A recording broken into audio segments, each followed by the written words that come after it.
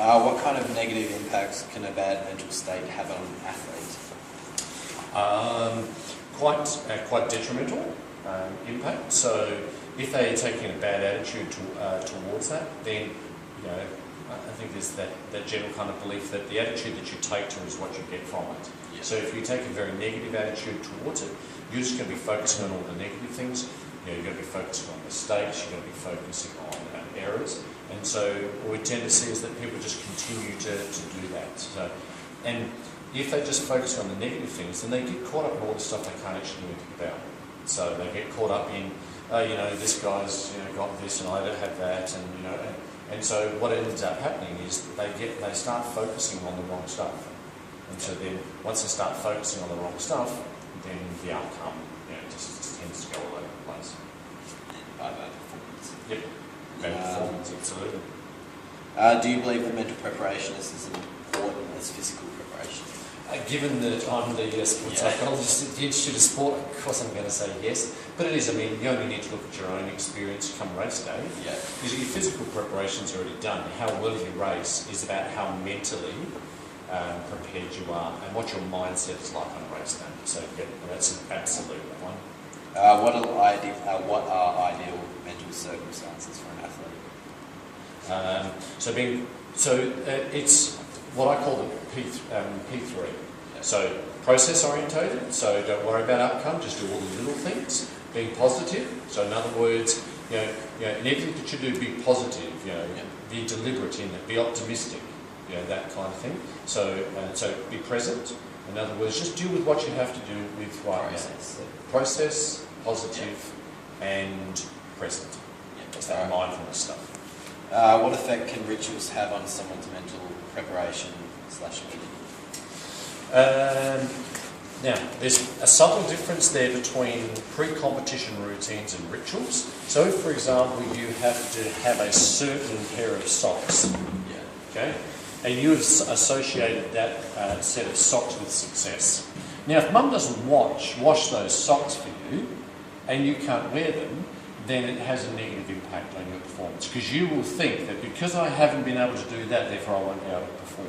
Yeah. Okay? And I've seen that many times where people have had lucky handkerchiefs, lucky socks, whatever it might be, lucky underpants, and because they haven't been able to wear them, they go into it kind of feeling like, I'm not going to have a good day. So kind of talk themselves into not doing very well. I saw this thing, it said that, what was it? That rituals good because they can help you control the environment that you're in. Just focus on so rituals are a little different to pre-competition routines, pre-race routines, because they're absolutely right. So pre-competition routines, what you do 2 hours before, 1 hour before, half an hour before, 10 minutes before a race, absolutely. Your race plan and those kind of things within the race, all of those things help performance, but rituals are not performance related, okay? Yeah. So coloured underpants are not related to your performance, are they? So rituals are more those kind of things that you get into. But yes, there's a difference between a ritual and a routine. Okay, routine is based around, each of these little steps that are about your performance. But like the undies, they're not about your performance. That's just, as you say, a ritual. Is it possible to over-arouse yourself before a race, which would incur a drop in performance? Yes, it is. And it's a fine line for most athletes, where on that curve, you've probably seen that like inverted U curve, is being too nervous. Sometimes if you just get overexcited or you get over-nervous, too worried, and don't actually do anything to try to control your nerves, so listen to some music to chill yourself out, if you just keep winding yourself up, you will actually end up just trashing it. There was a softball pitcher that I worked with many years ago now when I was working in Sydney, and on the mound you could see her knees knocking together. And the coach and I, we knew the first 5 pitches were going to go in a bit, and they did. In the grandstand, all sorts of places. It was ridiculous. So we had to spend a lot of time with her and just getting her in that right place. And everyone's different. Every sport's different, every person's different in how you get ready for that. But you need to work out, what does that feel like when I'm too nervous?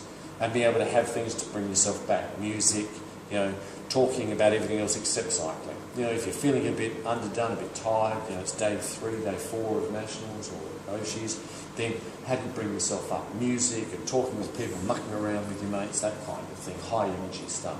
But yeah, you've got to try to manage that, because if you go too far, we call it zoning out. If you zone out, your performance is gone out the window, way out the back door. Yeah, it still seems like a chart. Yeah, Arousal and then up. And performance, that's right. And so when you're too nervous and you're too keyed up, then your performance just dies, just kills it. So That's it. sure, no worries.